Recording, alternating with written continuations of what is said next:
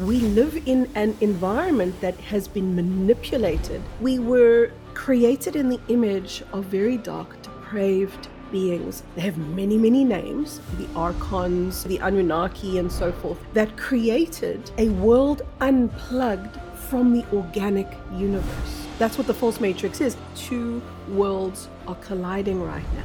The organic universe, the false matrix. We're in pre-ascension, a moment of transformation, where we dissolve that within us that ever correlated to the false matrix. What we're doing right now is practicing to live as fifth dimensional beings. Our capabilities are mind-blowing. The more you connect with who you are in the infinite realm, the more you stop being defined by time. You become timeless. If you look at everything in the false matrix, it has all been set up to prevent you from that one access point, which is when we understand that everything we understand is upside down. It's only then that we can actually start to make sense of our lives and where we are. So it's like we first have to come to grips with this one overriding truth that where we've lived is a highly, highly abnormal world. And we've been treating it as normal and ourselves as the odd ones out, saying things like, so what's wrong with me, huh? Why can't I fit in? Why can't I get life right? What is it in me that I need to change? No, we need to first get real with where we were born. We were born to a world that looked very normal, but this is not nature. And when we live in a place that isn't in alignment with the organic matrix or the organic universe, that's the different words to describe the same place. When I talk about the organic universe, the divine matrix, the organic matrix, same thing. And what we're talking about is that's nature, that's God's world, that's God's original creation template. Where we are in the false matrix is going to be an interesting thing that I'm about to say. This is not of God. And then when I say that, people go, oh, what? I'm not of God. What is she saying? Everything ultimately, obviously, comes from God, the one supreme creator of all that is. But we live in an environment that has been manipulated and taken outside of nature, outside of the divine matrix, put into a totally inorganic universe. There are beings, and they have many, many names. Some of the names that people know them by are the Archons. Some people refer to the Anunnaki and so forth. But let's just talk about a very malevolent group of beings that created something outside of the original organic creation template. And this is what we refer to when I talk about the false matrix. It's that. So a matrix, just so that we're all clear, is nothing wrong. We saw the movie The Matrix and we thought, we got to get out of the matrix. The matrix is the bad place. No, matrix only means this is a playground, a playing field, a place to experience ourselves. That's what a matrix is. The false matrix is a manipulated world. And it's manipulated to appear like, look, to mimic, basically, to mimic nature. But it's not natural. And I think something in us knows that. I think something in us really gets, listen, what's going on in the world right now, this doesn't seem like it's part of what should be happening. Like, we shouldn't actually be battling to survive. We should be figuring out how to thrive. We shouldn't be battling how to connect to ourselves. This should be innate. This should be nature. But we're unplugged, you see. That's what the false matrix is. It is a world unplugged from the organic universe. So the false matrix is a place that we came to transcend, because that's something that a lot of people will wonder. What are we doing here? If we understand, first thing, this is an upside down world. This is an abnormal world. The next question is, did we take the wrong bus? Were we punished? Are we the bad guys? Is that why we landed up here? We landed up here because we needed a means to steer this ship home. We needed a means to return where we are in the false matrix. We needed a means to return this back to God's original template where we all come from. So we're really here on a restoration mission. And some people might even say on a rescue mission. That's what we're doing here. So often people say, oh, this earth school is really hard. This earth school is really a rough place to be. This is not a school. A school is where you go to learn. You're not actually here to learn. You're here to remember. And yes, we could argue and say, well, learning, remembering, it's pretty similar. But there's a distinct difference, because if you understand that you're here to remember, then you also have to understand you already know what you wish you did. You already have the answers. You already are the answer. But connecting to the memory of the essence of you is what we need to transcend the false matrix. That's how we steer this ship home. We decided to come here to be the awakening, to be the ones who would remember in the darkest place that we are the lightest light. And when we do that, the game is over. When we do that, the walls of the false matrix begin to crumble. The reality that we called normal, that we called real, is going to start to reveal itself as the grandest illusion that ever there was. And then we get ourselves back, and then we go, yeah, that's it. That's what I'm here to be. I'm here to be the change. I'm here to be the liberation. I'm here to be the transformation. Oh my God, I'm not here to demand that somebody else changes. I'm not here to demand, you better fix this. I'm not going to stand there picketing.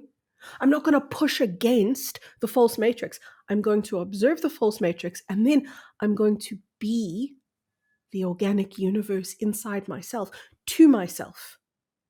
And there's my ticket home. There's my ticket out. The ticket out ultimately is the ticket in, ironically. The ticket out of the false matrix is into the truth of who we are. And if you look at everything in the false matrix, it has all been set up to prevent you from that one access point, which is you. It's like you can do anything, you can eat anything, you can inject anything, you can say anything. Just don't go into the scary place where you don't have the answers. Don't go in there. It's not safe. So this is a way in which we've maintained the false matrix, because this is something that a lot of people need to understand, and that is the beings who set up the false matrix, they're not creators. They're architects. They're engineers. They lost their ability to create. That's what we're doing here. For the members of the false matrix, they needed creator beings. That's who we are. We are God's beings. We are the creative force and the creative source. And we unconsciously and unknowingly have been perpetuating the false matrix our entire lives. We are either contributing to the false matrix and keeping it strong, or we are contributing to the organic universe and bringing it back into focus. We're doing one of those two things with our lives. Everyone, no exception. And when we get that, it gives us a different sense of, oh, that's what I'm doing here, right? My life matters in a way that I didn't even conceptualize. And it's okay. If we look at our lives and we go, oh, I can see that I was perpetuating the false matrix. If we can see that, that doesn't make us bad, doesn't make us wrong. It makes us beings of transformation. We always knew we were going to get lost. That was part of the deal. We knew we were going to come in and lose ourselves. We were going to have amnesia. We were going to forget where we'd come from, why we were here. We knew. So it's okay to be off track. It's almost part of the deal. And it's when we can acknowledge, all right, I was perpetuating the false matrix by continually plugging into the external world. That's what we do. We continually plug into, what are the authorities doing? What are the celebrities doing? What is big tech doing? What are the financial gurus doing? Not, what am I doing? Who goes, like, that's weird. who goes looking into a place that makes no sense and means nothing? That's where most people's mindset has been. It's until we go looking within and connecting within, until that happens, we are serving the false matrix. We are then unconsciously creating the false matrix. So it's a lovely shift when we realize if we created the false matrix, then we can create the way out and the way back home. there's so many points in there I want to get stuck into. First of all, because you've also mentioned that the dark is actually a force that can't really create, can only really manipulate. And I think what you're alluding Mm, to there, but you didn't explicitly say, is then that those of us like finding our sovereignty is actually, we're actually working on our light, touchwood, to, and yeah, the false matrix is actually set up by darkness. absolutely. You know, there's a lot of truth in the lies that we've been given. And there is grains of truth really everywhere that we look. But there's a grain of truth that many people will be aware of that's written in biblical text. And it says, we were made in the image of God. And that's incredibly true because we were made by a group of beings. So, we were made in a laboratory. We were essentially hybridized. We are hybridized beings, nothing wrong with that. We were created in the image of very dark, depraved beings. These are the beings called the Archons. These are the beings who needed a creative source and a creative force to populate their false matrix, their false universe, essentially. So, because we are created in their image, it means we're going to emulate their behavior. Because what they did is they interwove into the fabric of who we were as cosmic, angelic, evolved beings, they interwove into that genetic structure their own perversion. Because that way, they could control their babies. They could control, because we would recognize them as a part of us. We would recognize the illusion as a part of ourselves. They needed that to happen. So we have interwoven into our DNA the toxicity and the perversion and the depravity of darkness. That's why it's so true when we understand I am dark and I am light. It's incredibly true. Yes, when we understand, oh, I was made in the image of not God with a capital G, but the creator wannabes, the God with a little g, the guys posing as God, the Archons, the ones who engineered the false matrix. I was made in their image. This is an incredibly liberating point.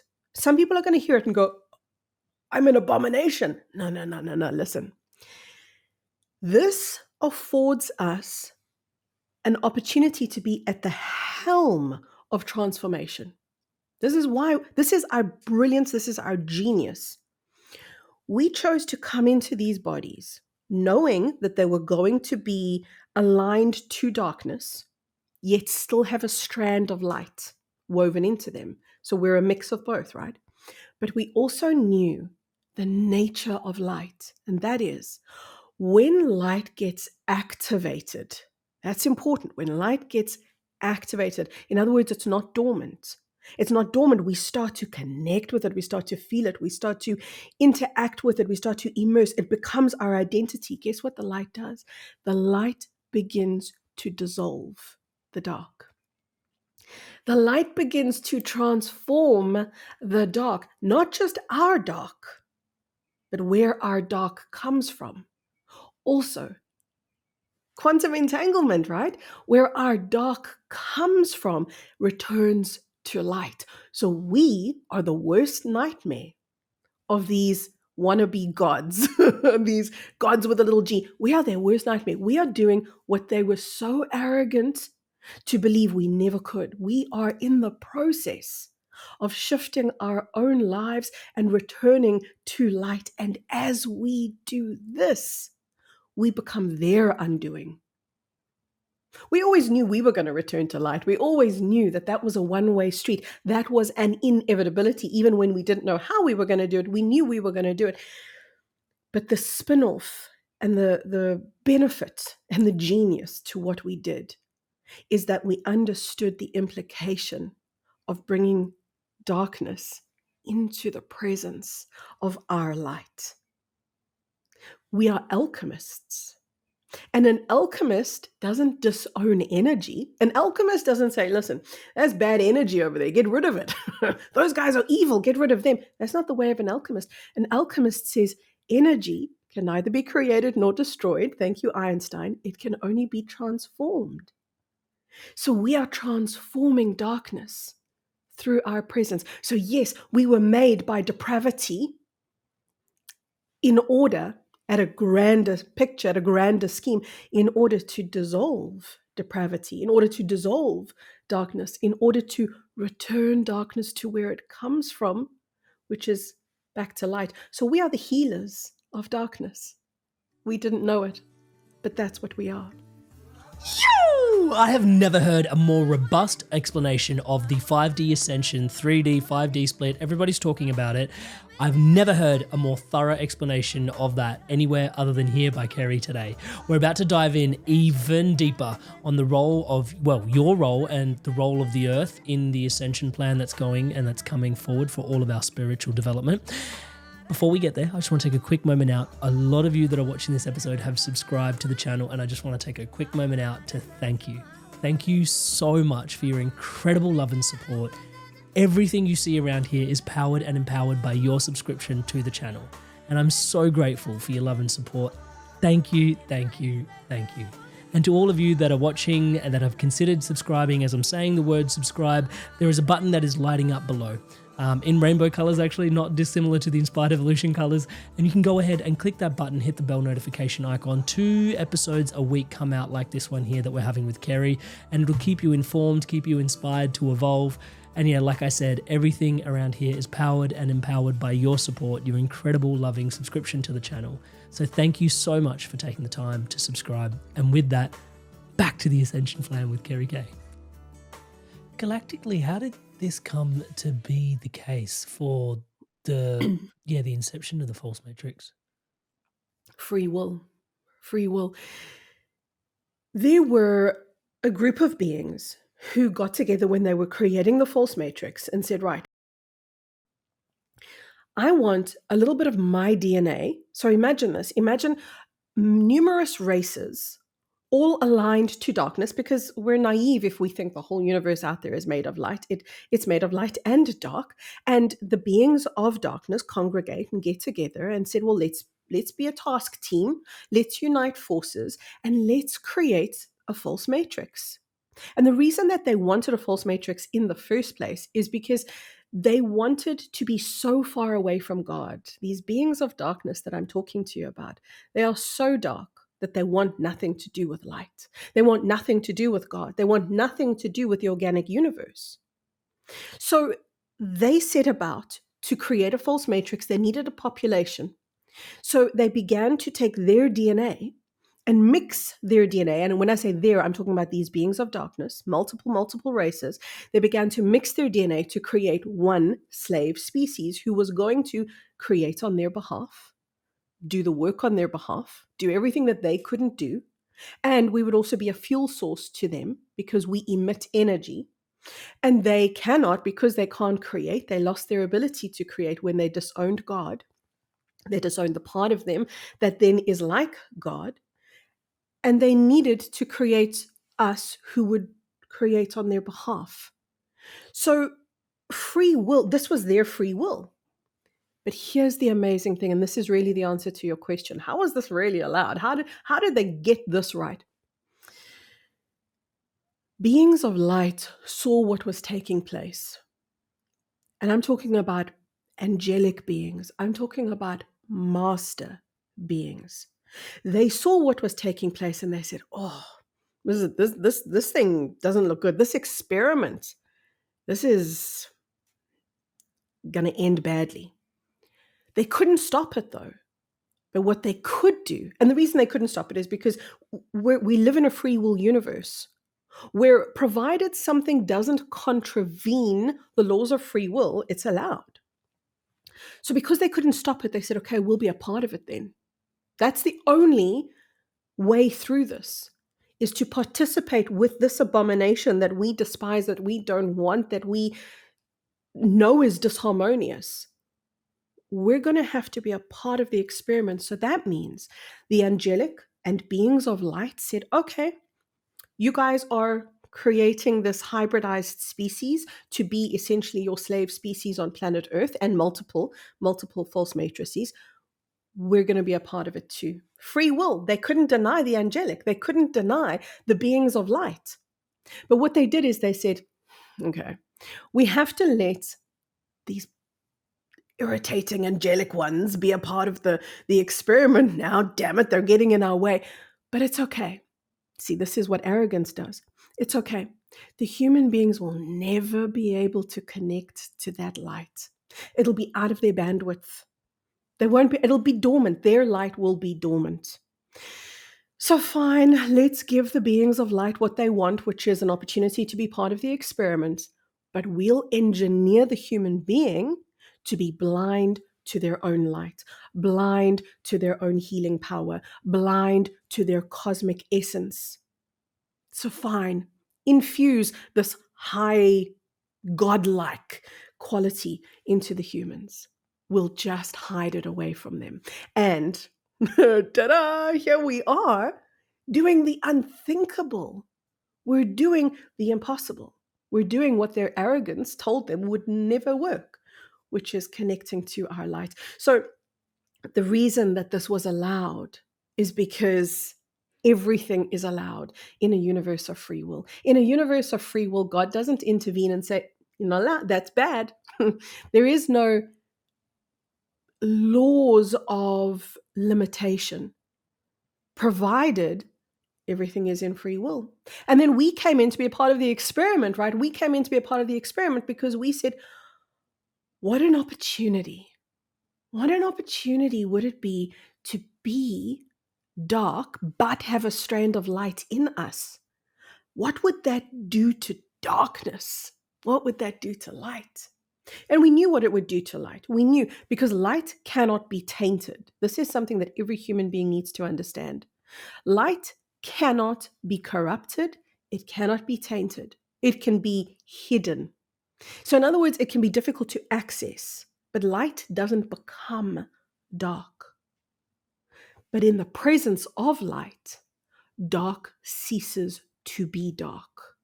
And the reason why that happens is because what darkness is a separation consciousness. Darkness is a disowning of light. It's not natural. In nature, dark doesn't exist as its own entity. This only happens in the false matrix. So these beings of darkness, they saw the risk of what was taking place, but they couldn't believe it was ever going to happen. And they're fighting for their survival right now. They're fighting for the preservation of the false matrix right now. They're fighting for their own survival because they're watching their universe that they engineered, they're watching it crumble. Basically, their experiment has gone wrong. Their experiment has gone wayward, which again is what we knew would happen. We knew this is the nature of light. Light will expand and everything it touches becomes light. That's why we did this. Is this the ascension that you're talking about then? Ascension is the moment, and when we talk about ascension, there are many different names. Again, people talk about the events, the event wave, the solar flash, the harvest, ascension, 5D. That term, ascension, is a moment. It describes a moment of transformation where we finally and forever dissolve that within us that ever correlated to the false matrix. That within us that was a part of the perversion of the false matrix finally gets fully alchemized back into light. So it's the final return. So where we are right now, we're in pre-ascension, which means we're getting ready. It means we're preparing. It means we're transforming. It means we're practicing. We're practicing what will it feel like to be the light whilst still in darkness. Because do you know what? A lot of people out there are going, listen, the world needs to change so that I can be more harmonious. The world needs to change so that I can be more loving. The world needs to change so that I can live in peace. No, no, no, no, no. You got to be the peace so that the world can change. You got to be the love so that the darkness dissolves. And when we understand that, then we understand our role here. Ascension is that moment where all of that dissolves. There's I've never fully come to grips with Plato's allegory of the cave until you started explaining the false matrix. I think I'm almost there. Can you draw parallels between the two things for me here? No, because I don't know Plato's allegory of the Ah, cave. Yes. okay. So Plato has this allegory of the cave where he's like in a cave and he's holding a light, and you can see the shadows on the wall as he's holding up a light. And he goes, "Can you see how I'm holding up?" Like, and you can see like there's a person, but it's actually a shadow of a person Yeah, interacting with this other person, which is a shadow of a person. the illusion. If you turn around and you look behind, you will see the real world, which is what I'm Yeah. imagining is the organic matrix here, right? That's But perfect. Yeah. and he said this like thousands of years ago. I've never really been able to like, what's he really alluding? Because Maya, the hint of Maya is in there, but Yeah. he talks about the shadows and he's watching like everything you see, and then he takes a little bit further, which then is always where I would generally get lost. He would say something to the lines of, "What we see is the idea of a horse, but isn't Mm, actually what a horse is. There yeah. is a divine horse on the other Mm, side that is not the shadow that we see, that is the pure essence of the being that is the horse. But correct. here plays the horse." That's Correct. like, I've probably Yeah. butchered it like in so many places, but that is Plato's allegory in a cave in a nutshell. Thank you. I've never heard it, but it's sheer perfection in terms of how perfectly that aligns with what I'm saying. When you look in the mirror and you see what you think is yourself, what you're seeing is the shadow. What you're seeing is the shadow that your presence casts into the mental realm, because that ultimately, by the way, is what the false matrix is. The false matrix is a separate realm. And I want you to understand that that's what darkness is. Darkness is separation. They worship separation. In totality, no part of us is ever separate. In totality, we are one thing of light. But in a very unnatural world, like we know this, say, for example, about vitamins, right? And we can see the logic in no, you should consume the whole plant as opposed to isolating a part of that plant. Like we can see that doesn't really make sense. Okay. We're the same thing. In totality, we are light. In totality, that's what we are. But if we do a very unnatural thing, which is to separate out certain of our lighter bodies, certain of our energy realms that we exist in, then you're going to come up with a very unnatural version of us, because unnatural because it's separate from the whole. And that's who we are in the false matrix. We're an isolated part of the whole. So we look in the mirror and we go, that's me, that's not you. That is a reflection of you. You are the totality. And that is not something that you can ever experience from your brain. And the thing about being in the false matrix, it's a mental realm. We are locked into a mental realm prison, which is kind of the equivalent of saying you're locked into thought, you're locked into the brain. That's the best way I can equate what that means. So we're locked into this mental realm. So what that means is it restricts us to be able to interact with life only at the level that we can understand it from. So we will never find enlightenment from the brain. We will never find enlightenment from intellect. We will never find wisdom from knowledge. We will only find knowledge from knowledge, which is great. But there is a greater essence, a greater presence of you that exists beyond the shadow that you are. Beyond the illusion is the totality. The totality of you is a presence. It's an essence. It's a feeling. It's not a thought. So, what I'm saying is going to be understood at a certain level, but I also want you to understand that what you understand is your limitation. If you let yourself go beyond what you understand into what you experience, into a feeling of presence, and that presence that I'm speaking about exists everywhere. It exists between my words, it exists between your thoughts. That presence is the essence of your totality. And if you think about your totality, you've stopped yourself from connecting to it. If you sink into that stillness, oh, there's the fullness. The fullness is in the presence. We all have a sense of emptiness because we're living in a fragmented world as a fragment of self. And then we try to use the brain to catch up to the totality, but the brain is limited because the brain is locked into the fragmentation. Right? You've just given me a whole new context on there is no right and wrong, only thinking makes it so. Now that like, on the surface level, it's like yes, but now it's like oh, and you just thought it was like thinking right or thinking wrong. Actually, can we just come back to first principles around thinking? And it's like wow. Exactly. That's where we keep getting stuck. And it's like that's the one tool that people are using to define their lives, to find the answers. We want to find the answers there. They don't exist there. And even if they did, they're in a form that we can't ever access. We can't ever apply energy until we become energy.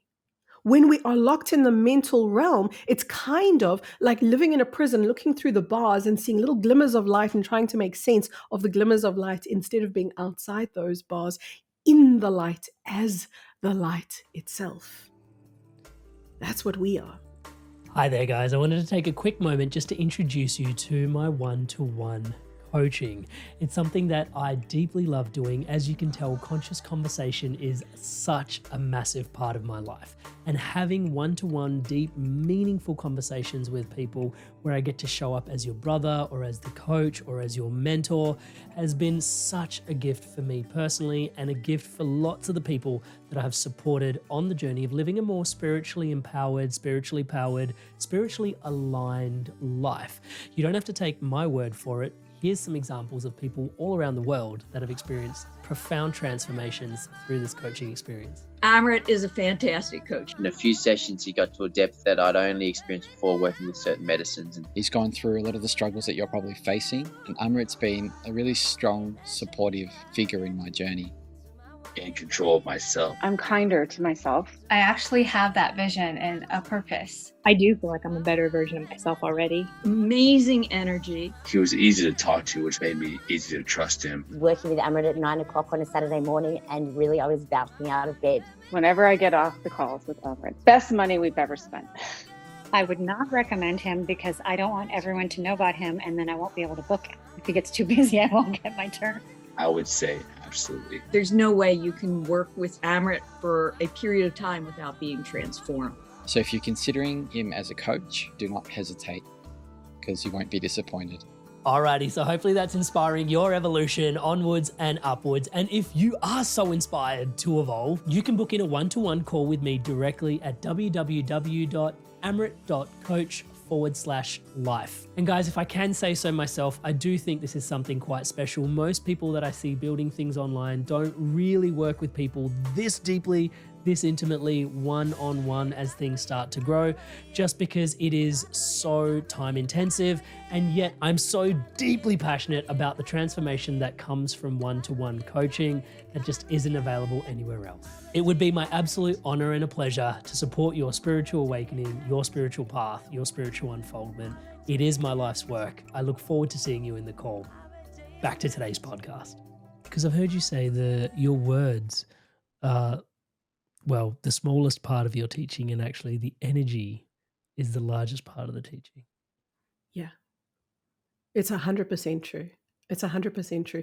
Like if you allow yourself to do what most people feel incredibly awkward about doing, feel incredibly uncomfortable about doing, if you allow yourself to just be in the silence, the thing that people call awkward, we talk about awkward silence. What a perversion. Silence is not awkward. Feel how beautiful it is. Feel how full it is. Feel how it speaks to you, but not with words.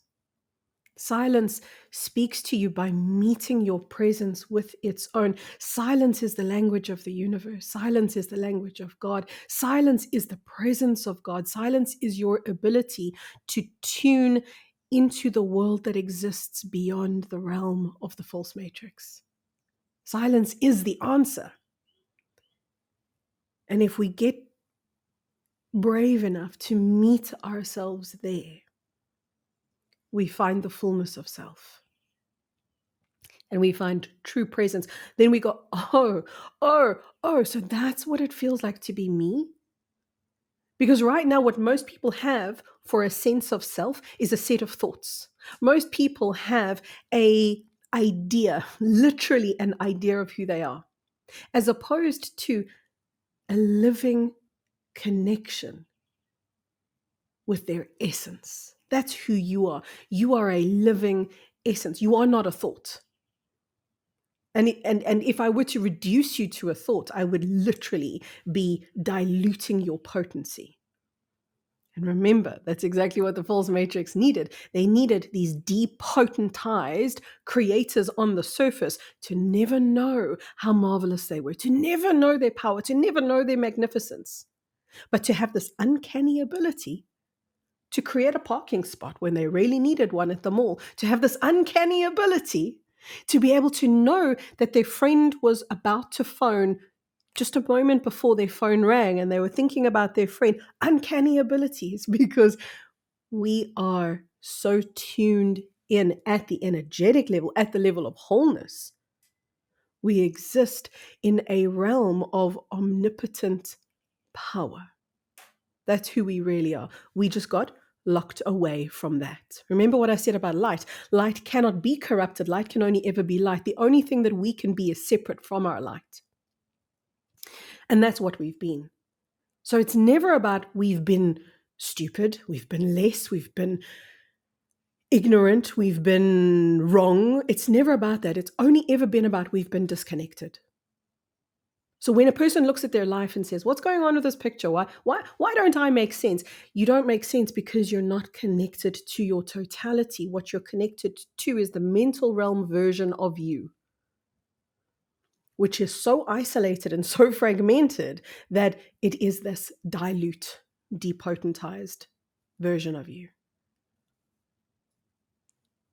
As you're talking about disconnection, I think I can't help but segue into your work around the severing of the crown chakra and the energetic disconnection you mentioned is severed at birth, particularly from up here. And you mentioned that there are incredible sages and teachers that have come through with their connection intact. And we often we often see them depicted with halos around their heads, and like we see them intact, even in their depictions thousands of years later. Can you explain how this severing manifests and how it prevents us from accessing higher dimensions of the organic universe? Yeah. So when we were hybridized, when we were created to participate in the false matrix, the way in which they severed us from the light that we are, because remember what I described earlier, we're this mishmash, we are this intertwining of so many different species from the highest high to the lowest low. So the way that they rendered our light inaccessible was right there. Crown chakra, severing our ability to connect to our light. So we became, the moment that happened, it was like we were rendered dumb. And we were not dumb, we were disconnected. But when you don't know that you're disconnected, you don't know that there's any other way of being. So the loss, what most people have is a sense of loss. What most people have is this very silent, and this is why people say to me, I'm very afraid of silence, I don't like it, because all the real things that you've suppressed sit there in the silence. And what will sit there in the silence, not for everyone, but for a lot of people, is a deep, deep, deep grief, a deep, deep, deep sadness. But it's actually the most beautiful grief, and it's the most beautiful sadness. If you let yourself connect to it, what you'll grieve is for the loss of self. And as you get real about, and when I say get real, I mean authentically feel, oh, there's grief here. And you don't have to name what the grief is. You don't have to idea, oh, see what the mental realm does. The mental realm always takes us away from the energetic experience, right? So if we don't stop to analyze, why is the grief there? Who put it there? Does it have the right to be there? Does it have license to, if we just acknowledge there is grief, and I don't have to act out my grief, I don't have to analyze it, I just have to acknowledge, yeah, it's there. That is a very powerful thing, because that's us getting authentic. When we're in the presence of authenticity, we are actually drawing on our power as alchemists. One of the tools that alchemists use to transform everything is the power of acceptance. So the word acknowledge is the beginning of acceptance. And look at human beings. Human beings are very scared of accepting something. They say, I'm not going to accept my sorrow because it means then I want more. It means then I like my sorrow. It means then I condone what put the sorrow there. That's not what acceptance means. Acceptance means I'm not denying it. Acceptance means I'm not fighting against it. Acceptance means there is sorrow. It is what is. And now when I can step into the acknowledgement, then the acceptance, I'm wielding the tool of alchemy. Now I can take what I feel, for example, as grief and let it transform. I will witness it. If I offer the tools of alchemy, which is accept, acknowledge, allow. These are the tools of alchemy. If I offer the tools of alchemy to my grief does the work for me. We want to heal our grief. That's not how it works. We will witness our grief alchemize into our joy when we apply the tools of alchemy. It's then that we reconnect the crown. It's then that we re-engage with the presence of who we are. So, yes, we're disconnected at the crown. Now, what are we going to do? Are we going to cry? Are we going to demand? Hey, Archons, give me my connection back. I demand it back. It's not how it's going to work. We take it back. We take it back by getting authentic with the fact that we feel disconnected.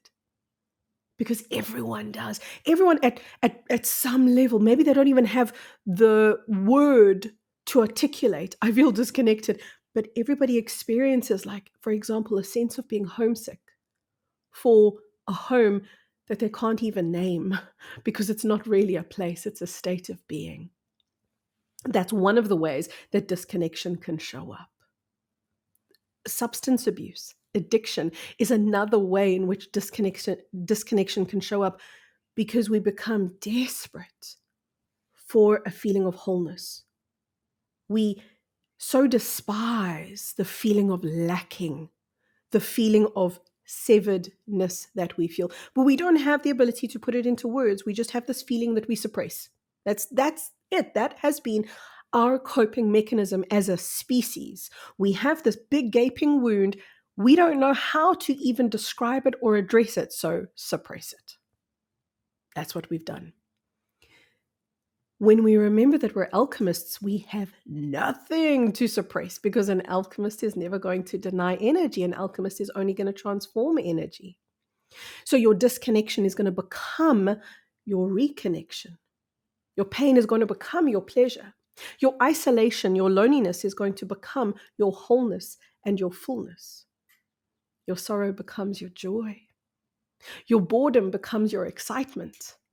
This is what an alchemist does. An alchemist takes the false matrix and alchemizes it back into the organic universe. You mentioned that even for the first almost 40 years of your life, it was really difficult to get embodied. Does that live at about this point in the conversation? Sure. Embodiment, it's almost ironic that we're all in bodies but disembodied. So we live in a body that we're not connected to. Therefore, we are alive but disembodied. That's part of the severing of the crown, by the way. Part of the severing of the crown chakra is that we became narrators of our lives instead of experiencers. So we didn't experience our lives, we thought. So we don't really organically, naturally experience energy. We analyze energy. We think our way through situations rather than experience them. And this has got to do with embodiment, because the body, when we're in it, we have no choice but to get real. That's what happens. When you get inside, remember, this is the passageway into the organic universe. When you get inside, everything you've denied, everything you've suppressed, everything you've repressed is there. That's where it lives. So think of the body. I like to use this example as the handbag. Whether you've got a purse or a handbag or a hiking bag, whatever you've got, if you've got an empty bag, what is within our nature to do to fill the bag? Like, I, as a woman, I have this uncanny ability. I think it's just inherent. I think it's a talent. I don't know who taught me this, but I know how to do this so perfectly. And that is, no matter how big my bag is, it's always overfull. It's how do I get that right every single time? I just keep buying bigger bags. And no matter how big the bag is, it's like still overflowing, right? So then I try and be clever, and I try to use a small bag to stop myself from doing this. And then the same cycle just occurs. So we are the bag, meaning we are the empty vessel through which the universe is meant to course. The universe is meant to course through you. You are meant to be the vessel, but to be the vessel through which the universe passes means I must have space for the universe to pass. But we've treated our body like the bag that we've stuffed down with all the unresolved baggage. All of the unresolved, all of the denied, all of the repressed, suppressed stuff sits inside the body. So in a sense, our safe place has been the disembodiment. Our safe place has been here in the mind. That's where most people live. They become observers of reality instead of participants of reality. Embodiment is a process of getting real with yourself. It's a process of getting solid. It's a process of getting physical. And guess what? A lot of spiritual people don't like this. I have found this aversion in the spiritual community to people being in the body. They're always, so when I do like energy work or something very meditative, I watch them, floating away, energetically leaving their body.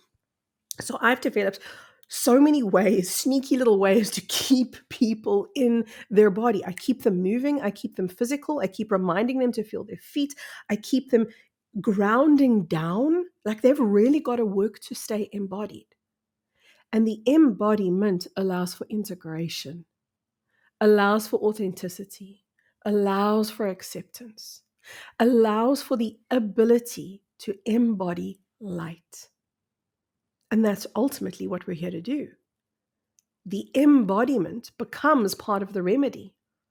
And what we're doing right now is practicing to embody 5D. We're practicing to ascend. We're practicing to live as fifth dimensional beings or beings of higher consciousness. We're practicing that.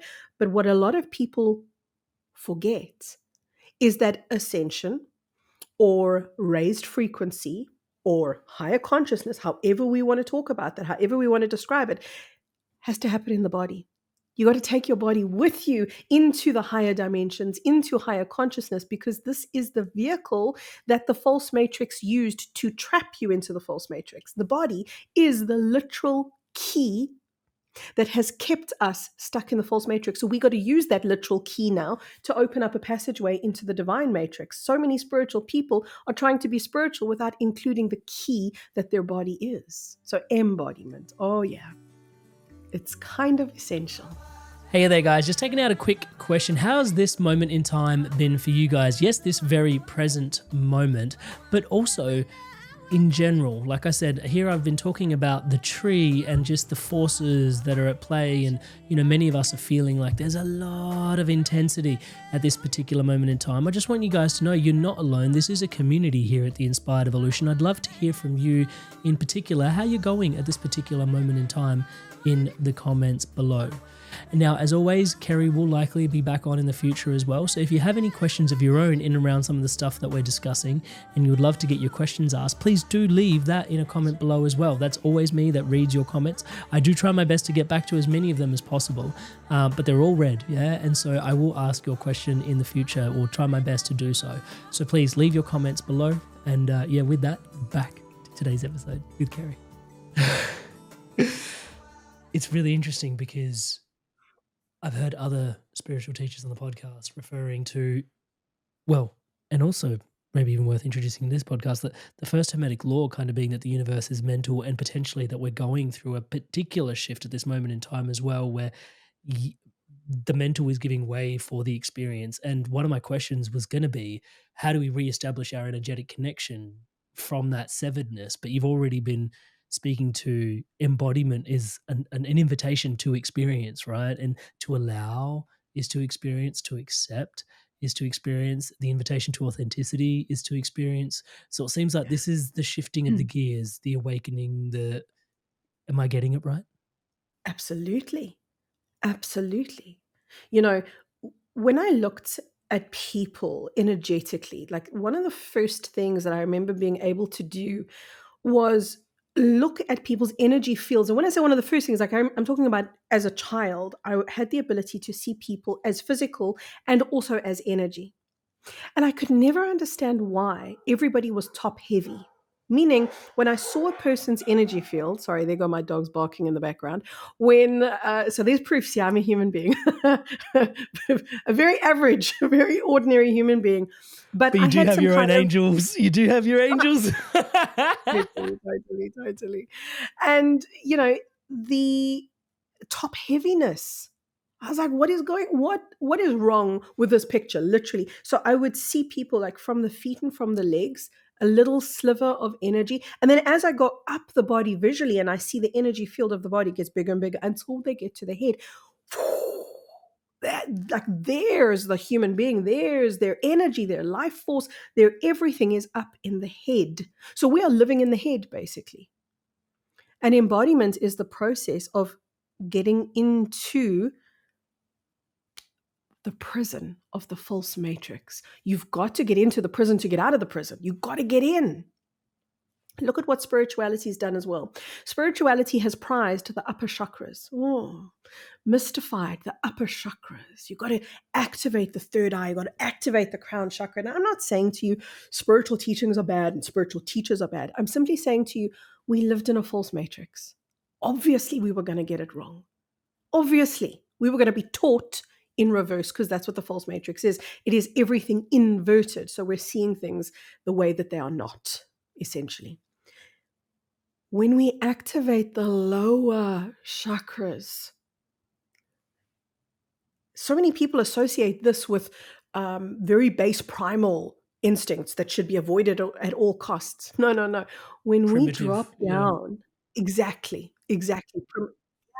Yeah. So it's like, this is less. You're less when you're grounded down, because somehow down is lower. Somehow down is unworthy, It is through the activation of the lower chakras that the higher chakras are activated. The higher chakras don't get connected until the lower chakras are. So we're going to walk around empty, disengaged, disconnected, and imagining, because that's what happens in the false matrix, we imagine we're enlightened, imagining that we're these beings of enlightenment, but we're actually just living up in the mental realm, and we're being spiritual up here in the mental realm, instead of fully engaged with our divine presence, fully autonomous in the body, instead of having the body take instruction from the false matrix, because that's what it's designed to do. The body, the physical form of you, is designed to be puppeteered by the false matrix. They are relying, the Archons, beings of darkness, are relying on you never getting in to the kingdom that is your universe. As you start to literally embody, get in there, you're going to start having the lights come on that bring you into your own universe. This is where your universe is. How awesome are we? I mean, the physical vehicle, it's like this, we're looking in the sky going, where are the answers? Where are the angels? Deep down, baby, go in, tunnel down, get inside. At this particular juncture, it becomes ever so obvious, because I think so many of us, when we think about an ascension plan, people talking about going from 3D to 5D, which I've got a lot more questions about here today as well, you've just mentioned the top heaviness. We're consistently projecting further and further into a mental plane, it seems, into what seems to be the false matrix, into, oh yeah, like my ascension is like onwards and upwards, and it's kind of, we direct the energy that way. I've seen myself do it. I've seen like it happens so much. And yet I can't help but feel when we're coming into your work, it's like, actually can we just go inwards? Like it just becomes so painfully obvious. So it's like, roll on inwards, please. Absolutely. Absolutely. And you know, there is a thrill, an indescribable thrill of being spiritual inside your physical body. To bring enlightenment into the places that need it the most, into your hips, into your groin, into your legs, into your toes. There is an indescribable joy of then feeling what your body becomes. Because when you are inside, so instead of thinking of ascension as going up, think of it as descending, going down, right? Ascension. Wait, incest sounds weird. Okay, I'll stop. Okay. I was gonna go, I'll stop. Sorry. This is why we let you talk, not me. Descension. So we get down into your feet, and then an amazing thing happens. Your feet magnetically draw up. They know, just like how I know how to fill a handbag and nobody taught me, your feet know how to draw up the earth's essence, and nobody taught your feet how to do this. But your feet will magnetically draw up the highest frequency from the core of the planet into itself when they're activated. In other words, when you're in there. Because that's what activates all of those chakric points, all of those energy centers, is your presence inside of there. People say, how do I activate my chakras? Get into them. So simple. When you're walking on the ground, your body is like a magnet drawing up the essence of the earth into itself. And you know what that does then? It purifies the body. Not only does it purify the body, it discharges all of the negativity that we were holding. And then the crown opens up. So we open up from the bottom. We open up from the feet all the way up. Then the crown opens up. And guess what? Pouring down into the crown is God's light, or the universe, or higher consciousness, however you want to see it. So now what is your body? Your body is the conduit between the earth and the heavens. That's what your body is designed to be, the conduit between those two lovers. That's what the earth is, and that's what the sky is, or the cosmos is. These are two lovers that want to unite and can only be together inside of you. The magic of your body is beyond description. When you understand that your body is designed to host the sacred union of the cosmic field and the earthly plane. This is the sacred meeting ground where those two beings can have a physical experience of themselves. And then you are truly being a vessel through which light passes.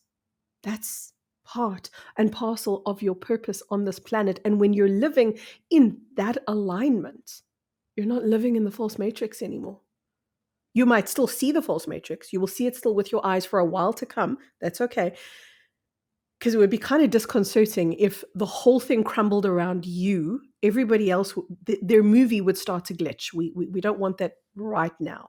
That's going to happen at the ascension point. That's when the movie screen kind of fades completely and we stop seeing the illusion and start seeing solid, actual reality. But anyway, you will still see the false matrix for a little while, but you won't be living in it. You won't be creating from it. You won't be instructed by it. You will have transcended it, essentially. I'm going to try and take a leap here and see if I can get my question out right. Earth and heaven, connecting us as human beings, able to even just have that divine union within us. Watching the false matrix, the organic matrix, the light, the dark, being able to come together. It's a pretty remarkable experience. I imagine, am I reaching too far to even say, maybe even for God? And maybe that was why this was all permitted in the first place? Is that, Yeah. it's just a question. Yeah. I'm laughing because this is the perfect time to tell you about my perfect chocolate cake recipe. I'm a cheesecake man myself. I will stand behind the cheesecake, but I do love a good chocolate cake too. Don't get me wrong. You know what? If you're listening to this and you're going, no, I don't eat cake. I don't like chocolate cake. Just pretend you do, okay? For the sake of my Just for the metaphor. sake of this podcast, you love chocolate cake. You don't really, but for the sake of this podcast, thank you. Exactly. When I share this, so many people in the comments are like, damn it, Kerry, now I'm craving chocolate cake. But we cannot have, this is the best way for me to explain what you've just kind of touched on there. And this is why creation started in the first place. God was an all-knowing thing and entirely perfect. Before creation started, God was. And God, being this infinitely perfect thing, had a deep desire, and that was the desire to grow, was the desire to evolve. But how do you evolve when you are God? How do you become more perfect when you're already perfect? Because perfect is perfect.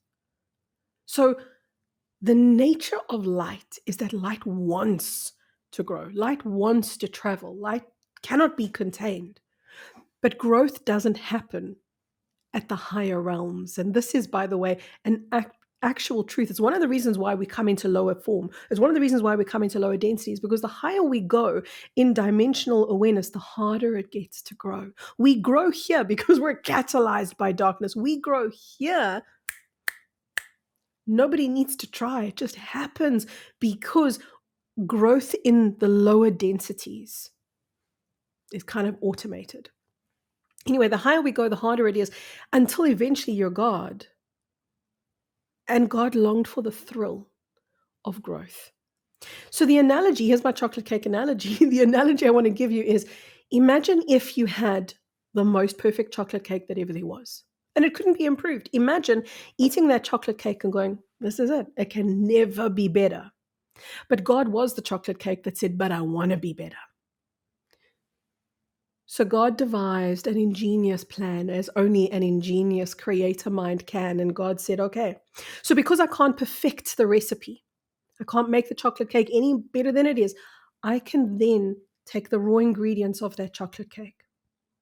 I can break it apart into its raw ingredients, and I can make the eggs, the eggiest eggs that ever there were, and the flour, the flouriest flour, and the butter, and all of my ingredients. I can take all of the individual components, and I can make those individual components better than they could ever be. I can evolve each individual component and then put it all back together again. And then I'm going to have done the impossible, which is improve the cake. So God is the chocolate cake, right, in this analogy. And we are the individual components. And we're individuated from the chocolate cake. We're the ingredients, right, that are here to become the highest version of ourselves, so that when we come back together again, God is more. And that's why we did this. We did this because we are God, craving the experience of growth, basically, craving the experience of expansion. And that is what we're getting here. Okay, you've mentioned that humanity is evolving. There are symptoms of ascension present all around us. I really want to ask, when is this happening? But maybe what is happening? Well, I want to ask. Maybe the audience wants to ask. What you see signs all around us. I've heard you even go as far as saying, and maybe you can elaborate upon this as a precursor, is that actually the false matrix, it's kind of tapped out on its ability to actually succeed. Yeah. That's pretty inspiring. It is completely unviable, meaning new life can't be pumped into it anymore. So this thing is going to crash. That's the best way that I can put it, right? But as scary as that might sound, I'm living in a world that's going to crash. What's going to happen as the false matrix crashes or comes down is it's going to reveal the organic matrix that was always there. The organic matrix wasn't ever away from us, outside of us. It was actually always here. We were walking on it. We just couldn't connect, right? Same as being severed at the crown. We couldn't connect to the higher self. We couldn't connect to the organic universe that we're literally still inside of, yet incapable of connecting to. So what we're doing is reforging that path, you could say, of connection. Now, a lot of people, you kind of jokingly said, okay, so when is this going? We can see it's happening. It's probably one of the biggest questions that I get. When, Kerry, when?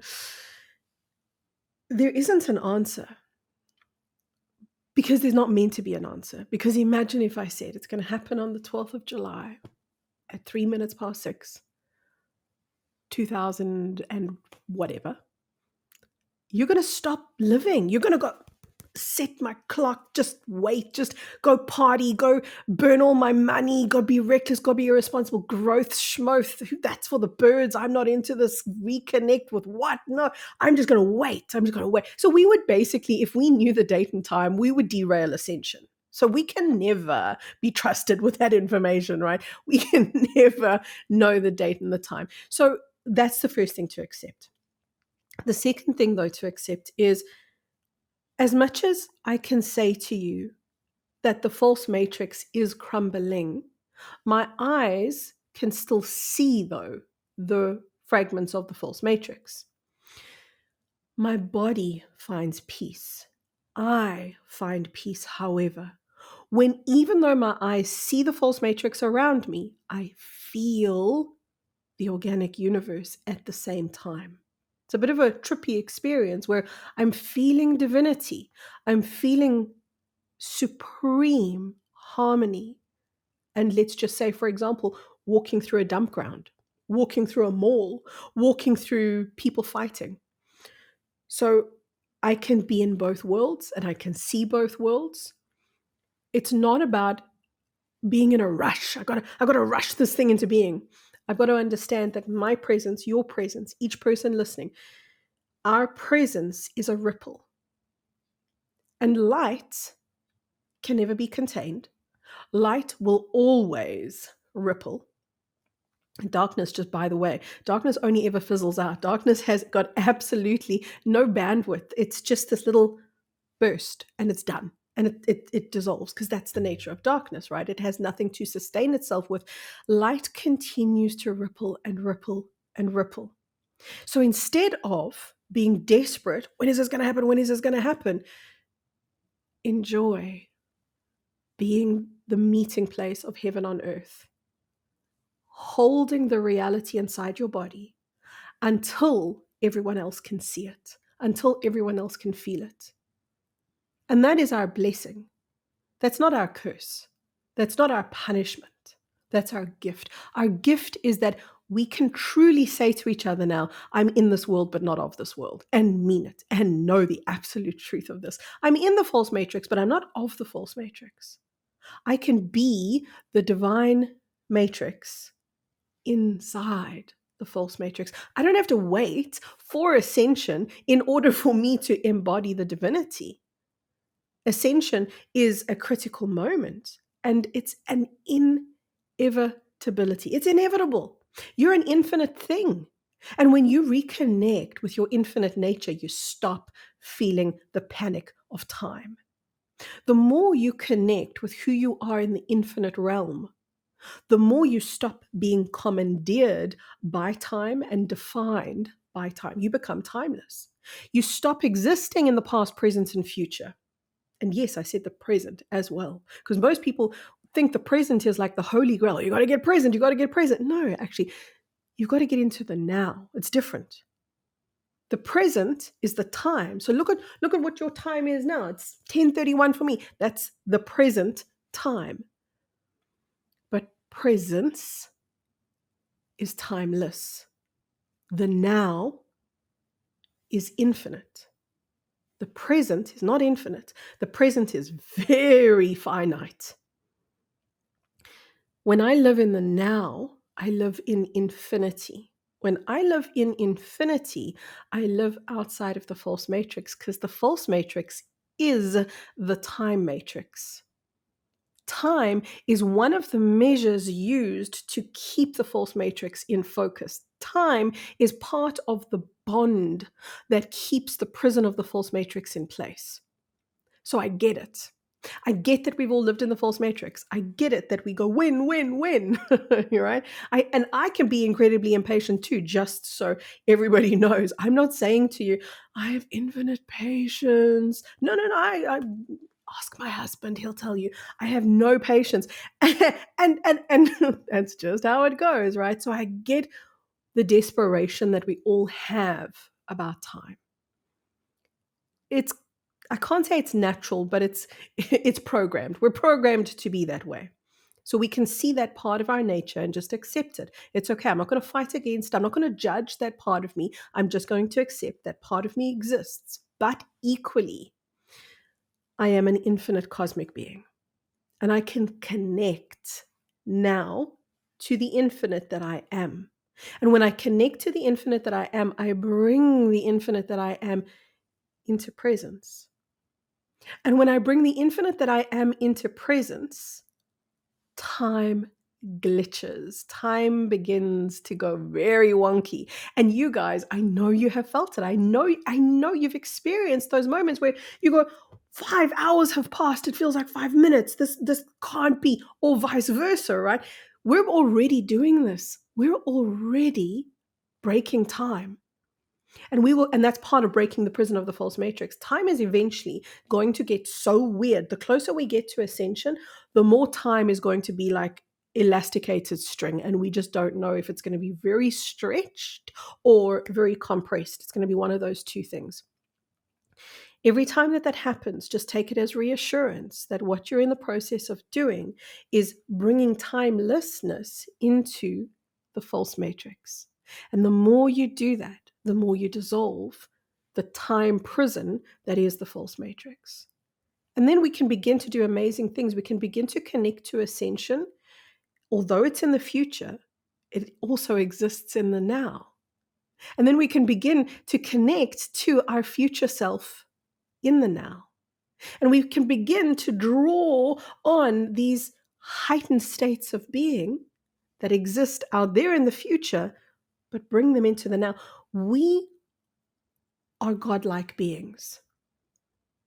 We've been deprived of knowing our godliness. We've been deprived and disconnected from knowing our magic and our mastery and our capabilities. Our capabilities are mind-blowing. Literally mind-blowing, because the mind is part of the false matrix trap. We've got to blow out of this popsicle joint. We've got to get out of our minds so that we can get into the miracle of the magnificent energy that we are.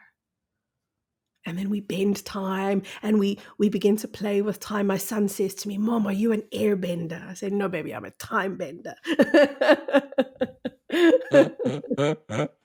I love that. There is oh man, even as a meditation teacher of all these years, just you distilling out the difference between present and presence was invaluable. Because I think so many of us, well, even myself, conflate the present moment with presence. And it's just, yes, slow down to be present, to experience presence, step by step. And those are actually two different steps, and they're not one and the same. Pretty dope, just that in and of itself. I just wanted to ask you about this particular point, because I'm feeling, and I'm feeling it myself, but I also see around, and we had Pam on the podcast. She's an astrologer. She talked about how many solar flares are currently happening. There's a lot going on the planet at this particular time, and it just does sort of seem like, when you've got those really big trees and the winds are really blowing, and the metal of the tree seems to be like it's being tested. I feel like I hear not quite that metaphor, but when I look around energetically, I hear that and I see that a lot at present. Is that something that's happening, or is it just happening around me at the moment? Because I feel like we really are. Yeah, what I'm trying to sort of allude to, there seems to be a lot of noise as part of the ship is going down, and there's a lot of burn wind or whatever you want to call it coming off it. And for those of us, I'm not saying that are not from a place of judgment, more aware, but those of us that carry an awareness, touch wood, of such things, I think it does seem to be quite an exceptionally intense time. Absolutely. Absolutely. So we're going to see, like you used that description of the tree, where you're going to see branches of reality blowing past you. And what we've been programmed to do is to define ourselves by the external world. So, for example, if the external world is peaceful, I am peaceful. If the external world is okay, I'm okay. If the external world is tumultuous, I'm not okay. If the external world breaks apart, holy hell, I'm really not okay. Then, if the external world starts dissolving, it means I'm going to dissolve. That's what we think. That's how we've been programmed to think. So we've been programmed to believe that we are a product of the external world. But it's the exact opposite. The external world is a product of us. So let the tree blow. Let the branches blow. Be the calm, like being the center of the storm. You'll watch the storm. You'll watch the storm all around you. And you will be the calm. You will be the center. Don't you dare be afraid of the storm, though. Because if you try stop the storm, you're going to come undone. You're going to come undone. And that's not what you came to do. You came to witness the destruction. You came to witness the storm, so to speak. Knowing that you were going to be the birthplace of a new world. You were going to be the roots of a new stability and a new calm. And through your presence, the old illusion was going to fade. That's all that the storm is. The storm is merely the crumbling of the old illusion that we believed was the definition of who we are. And then the construction and the eruption of the new world, which is not really a new world at all. It's just the true world. We shouldn't talk about new earth. We should talk about true earth. It's just the restoration of what has always been and where we come from. We come from that. We come from the organic universe. That's our true home. So we just came to be home here. We came to bring home here. We didn't come to go home. So many light workers and star seeds and spiritual seekers, they have this almost like a fantasy. I want to go home. I want to go home tired. I want to go home. No, you came here to bring home here. Hi there, guys. I wanted to take a quick moment just to introduce you to my one-to-one coaching. It's something that I deeply love doing. As you can tell, conscious conversation is such a massive part of my life. And having one-to-one, deep, meaningful conversations with people where I get to show up as your brother or as the coach or as your mentor has been such a gift for me personally, and a gift for lots of the people that I have supported on the journey of living a more spiritually empowered, spiritually powered, spiritually aligned life. You don't have to take my word for it. Here's some examples of people all around the world that have experienced profound transformations through this coaching experience. Amrit is a fantastic coach. In a few sessions, he got to a depth that I'd only experienced before working with certain medicines. He's gone through a lot of the struggles that you're probably facing, and Amrit's been a really strong, supportive figure in my journey. In control of myself. I'm kinder to myself. I actually have that vision and a purpose. I do feel like I'm a better version of myself already. Amazing energy. He was easy to talk to, which made me easy to trust him. Working with Amrit at 9 o'clock on a Saturday morning, and really I was bouncing out of bed. Whenever I get off the calls with Amrit, best money we've ever spent. I would not recommend him because I don't want everyone to know about him, and then I won't be able to book him. If he gets too busy, I won't get my turn. I would say absolutely. There's no way you can work with Amrit for a period of time without being transformed. So if you're considering him as a coach, do not hesitate, because you won't be disappointed. Alrighty, so hopefully that's inspiring your evolution onwards and upwards. And if you are so inspired to evolve, you can book in a one-to-one call with me directly at www.amrit.coach/life. And guys, if I can say so myself, I do think this is something quite special. Most people that I see building things online don't really work with people this deeply, this intimately one-on-one as things start to grow, just because it is so time intensive, and yet I'm so deeply passionate about the transformation that comes from one-to-one coaching that just isn't available anywhere else. It would be my absolute honor and a pleasure to support your spiritual awakening, your spiritual path, your spiritual unfoldment. It is my life's work. I look forward to seeing you in the call. Back to today's podcast. Somewhat controversially, I think maybe before I get to the controversial part of the question, maybe I'll ask it in two parts, is now may not be the best time to be doing work with psychedelics. Can you explain that, and then also put that back into the picture around false and organic matrix? Because I think many people rely on tools such as this, hoping they'll connect them back to the organic matrix. Yeah. See, a lot of people are going to have been vibing with me, and they're going to be going, yeah, Kerry, I like what she's talking about. And then you go and you ask me about psychedelics. Now it's all out of the window. There went my popularity. Now people are going to go, I don't know what she's talking about. She did discuss cake, guys. Come on. She gave us chocolate cake. Not just any chocolate cake. God chocolate cake.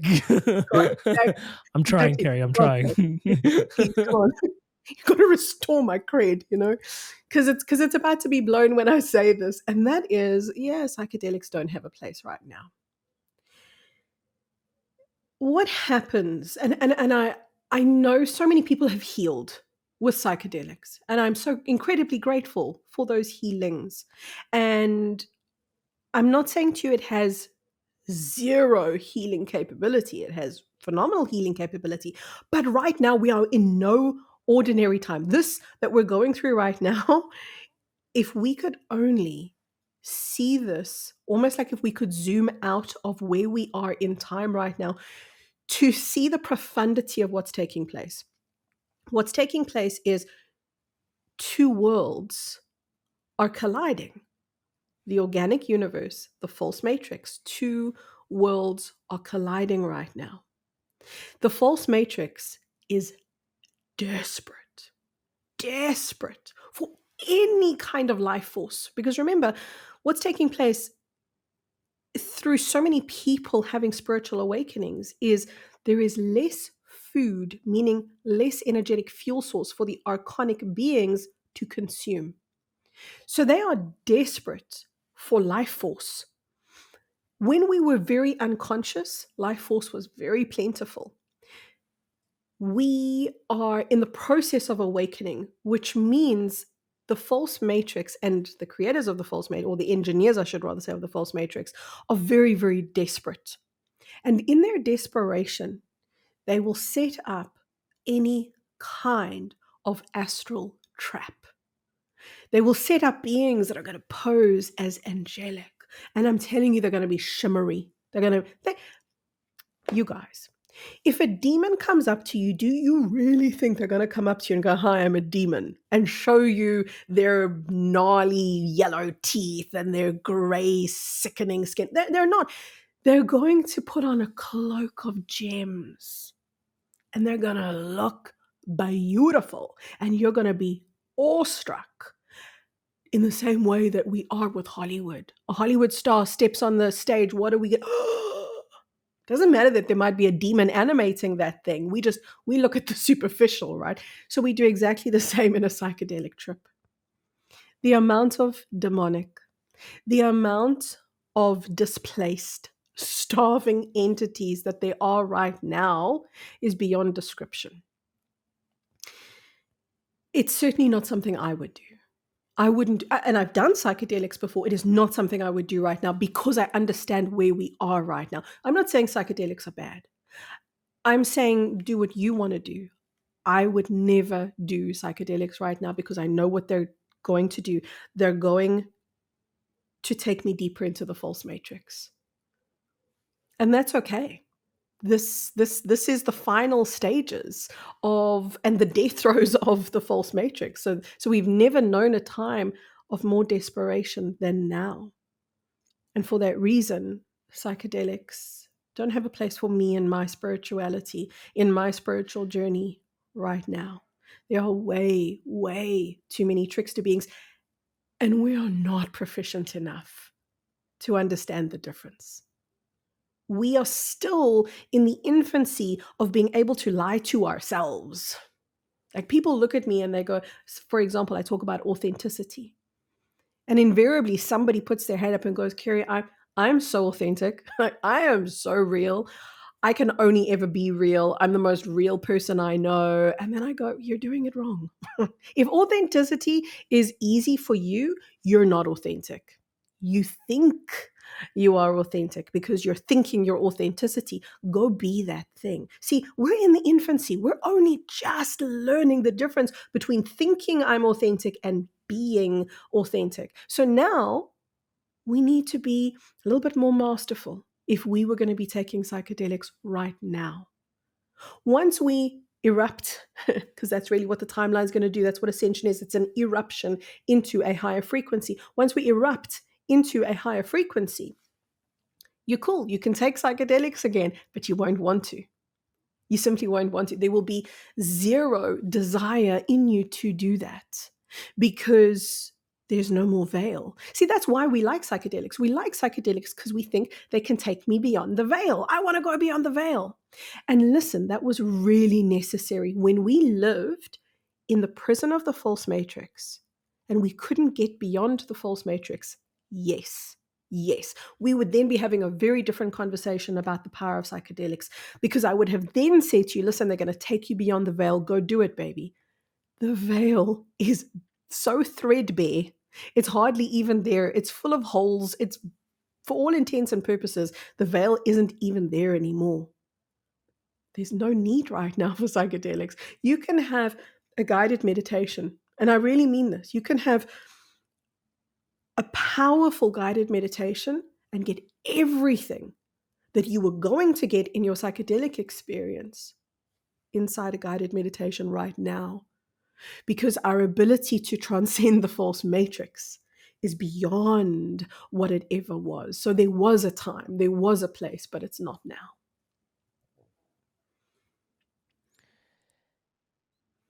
Kerry, you talk a lot about inwards. I guess I'm curious to hear, because you also said intention. Did we discuss this today or did I come up with against this in my research? Did we discuss intention and how you said intention is, okay, so intention versus allow, I think is probably a precursor to the question I was going to ask. So I should probably ask that question. Can you allude or can you share about intention's a useful tool for sure for many, and yet it's somewhat being superseded by allowing at this particular moment in time. Totally. So look at our spiritual toolbox. We've got all the tools of the false matrix. That's what's in our toolbox, right? And we can't say intention doesn't work because we don't have anything to compare it to. So we can't say the law of attraction doesn't work, the secret, as in creating reality from what we intend. We can't say it doesn't work because we've all experienced it working. But when we contrast those tools against what we actually have available, oh my God, we'll stop using those tools. We'll stop talking about intention when we realize that that is the tiniest burst of power, burst of light. It's all it is. And correct. If we allow, because what is intention, right? Intention is something that happens in my mind. I intend to find the parking bay at the mall. I intend for more abundance. Whatever it is in my life, I intend for it. That's the language of the mental realm. When I allow reality to happen and I stop taking a hammer and a chisel to create reality, because isn't that what if I say to you, I'm going to create a reality, then what I'm doing is I am inserting something into nothing. It didn't exist before. I've created it. So it's the hammer and chisel mentality. I've created this reality. The higher conversation, higher consciousness conversation would be, I am allowing this reality. I am allowing abundance to happen. I am allowing for more love in my life. I am allowing for more peace in my life. Now I don't have to create the peace. I don't have to create anything. I just have to allow. Now my job became so much easier. And allowing is very difficult Not impossible, but it's very difficult to do in the mental realm. It falls very flat if we try to allow with our thoughts. We're more inclined to allow as an energetic experience. Something tells us when we use the word allow, something tells us I've got to open my chest, like I've got to breathe deeper somehow. That's what allowing feels like. It conjures an energetic sensation. And that's when we're on the right track. When we are starting to sense instead of think reality, we're on the right track. So allow your highest reality to manifest. Now, I don't even have to worry, what is my highest reality? Who is my highest? Where is my highest? I allow my highest reality to manifest. And let me tell you what happens when you allow. You create space for miracles. You create a life that you look at and you go, I could never have dreamed of what I've got. I could never have had the words to ask for what I've gotten. And I can tell you that from our own example. I would never have had the words to ask for the love that I have in my life. I would never have imagined it was even possible. I would never have dreamed for the life that I live right now, because it would have been so beyond my limited scope of what was possible.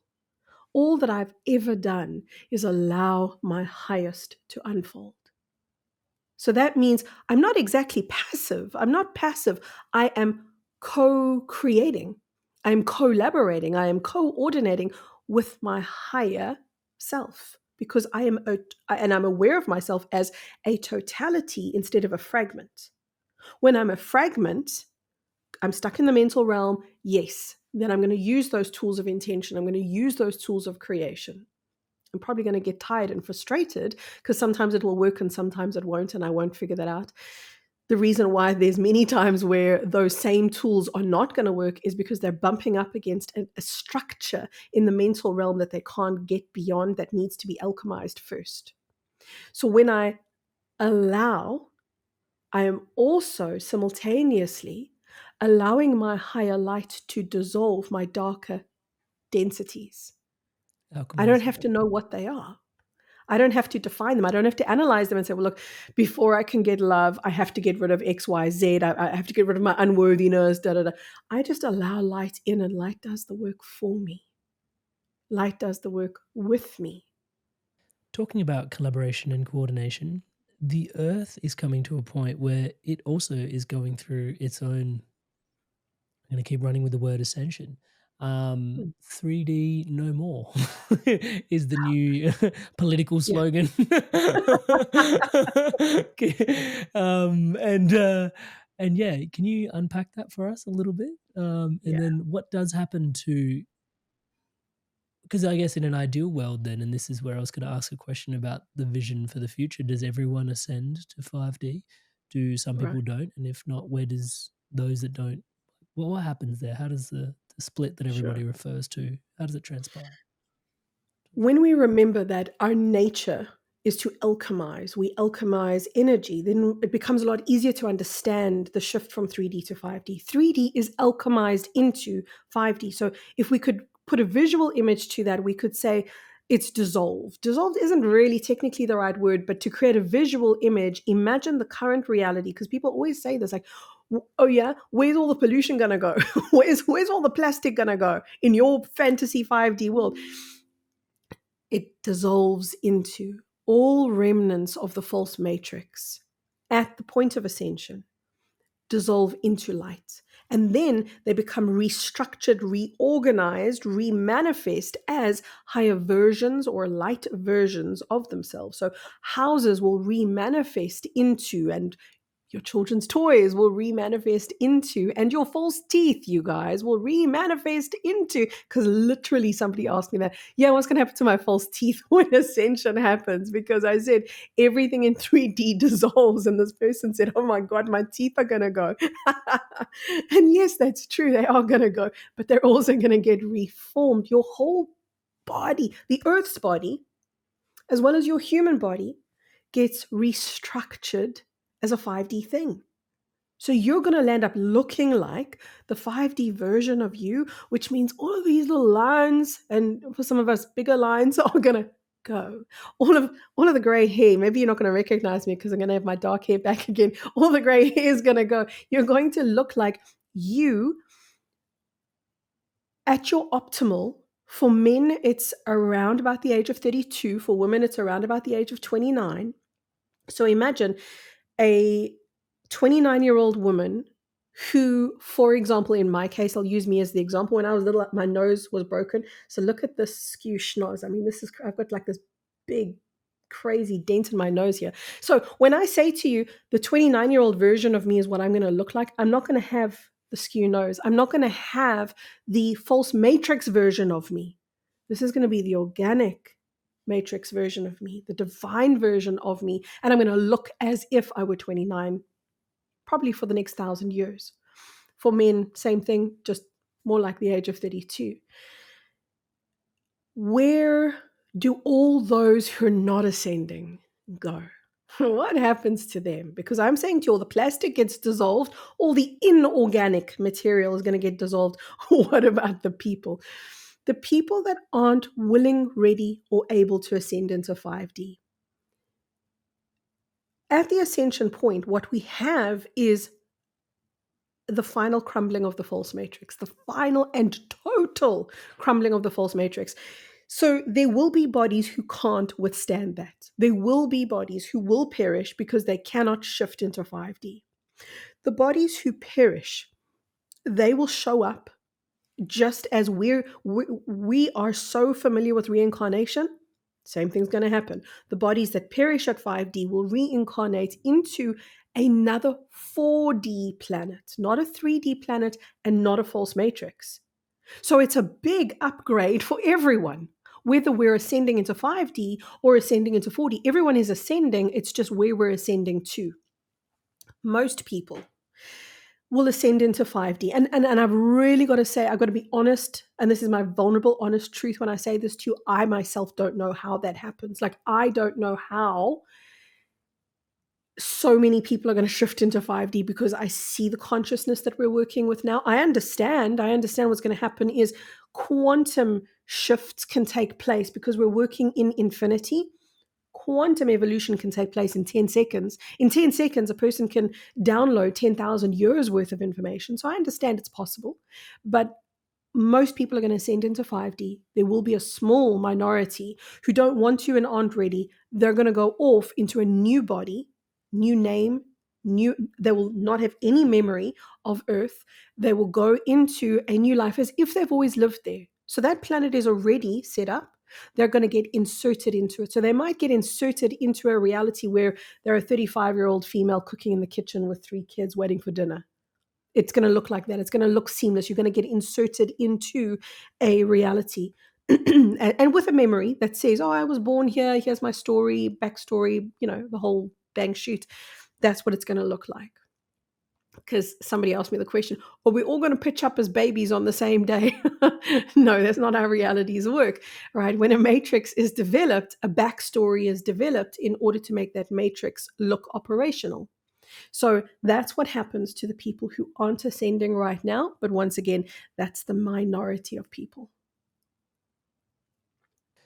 Questions start opening up about the false matrix in that world, but that's for another world and another time and probably another podcast. Kerry, my goodness. How does one begin to thank you? Well, thank you. Thank you so much for your incredible being here with us, sharing yourself so abundantly. I know my questions, they come in fast, they come in thick, they come in deep. I try my best to stay on track. Thank you so much for answering them all. And thank you so much for the yummy chocolate cake. And yeah, man, I want to thank you for your time and energy here today, which absolutely I am doing. But then also, man, thank you so much for you. Yeah, it's like your life's work. There's parts of your story that we didn't get into today as well, just because there was such a rich tapestry of content for us to dive into. But your story is remarkable for your own personal evolution, the journey you've been on, and just, knowing that, man, it's just really incredible to feel the being that is you. Thank you so much for all that you do for us collectively as well. Really appreciate you, man. Thank you so much. Thank you for having me. It was really beautiful. It was fun. It was so fun to be with you. Awesome, guys. I will put links to Kerry's website and a bunch of other stuff in the show notes below for you guys to dive in deeper. Anything in particular, Kerry, that I should be pointing people to and placing in the description in the show notes before I forget? No, just to please let people know, Kerry, I don't know why people see my name written on screen. It's Kerry. And then they say, I've been looking up Kerry K on the internet. You do not exist. That's because I don't exist with a C. Kerry is spelled with a K. So Kerry K, double K on each end. KerryK.com is where you find me. And just remember Kerry with a K. Even though the eyes see it, the brain doesn't register in most of it. The one with the C is part of the false matrix, right? Okay. So yeah, I'll put a link to all of that in the show notes below. Thank you again. Thank you. Wow, it was beautiful. It was just so cool. Like, I loved watching you get stuff. That was like my best part, was watching your lights come on. So it was truly fun. I meant it. Like, it was really a fun podcast, and you bring so much energy. And you hold the energy very beautiful, and you're so lovely to collaborate with. I could honestly, normally at the end of a podcast, I'm tired. I am super energized. I feel wonderful. You're brilliant. I'm so grateful. I'm so grateful. Touch word. Thank you, Kerry. That's amazingly incredible to receive. It's I love doing it. Inspired soul, you made it through to the end of another incredible episode. How awesome was Kerry's insights around the 5D ascension that's happening on the planet right now, the organic matrix, the false matrix. Man, such an incredible spiritual teacher. Another really powerful conversation, not too dissimilar to this, we had recently was with another spiritual teacher named Matt Kahn. You've probably heard of him. We talk about this particular moment in time, which he calls the quickening. A lot more about that. Watch that video. I'm about to pop it on screen in just a moment. But just before I do that, I just want to take a moment to honor, acknowledge all of you that are subscribed to the Inspired Evolution here on YouTube. Thank you so much for your incredible love and support. Everything you see around here, like I love to say, is powered and empowered by your subscription to this channel. Your love and support is not lost on me. Thank you so much for staying in tune, staying in touch. You literally just watched this entire episode all the way through to the end. You're probably about to watch another one that I'm about to pop on screen. So yeah, man, thank you so much for being here, being present, sharing your presence with all of us here in the community. To those of you that have considered subscribing, there's a button right below. It's lighting up as I'm saying the word subscribe in the Inspired Evolution rainbow colors.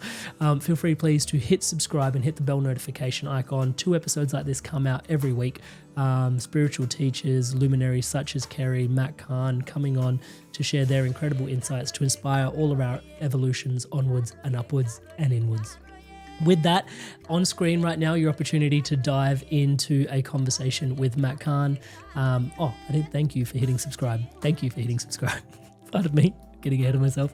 And like I said, on screen right now, an opportunity to dive in deep with Matt Kahn and another couple of episodes tailored just for you to see how your journey is evolving and inspiring onwards, upwards, and inwards. And so go on, take your pick, pick your click. Click, pick and click. Pick and click. Take your pick, make a click. I'll see you there.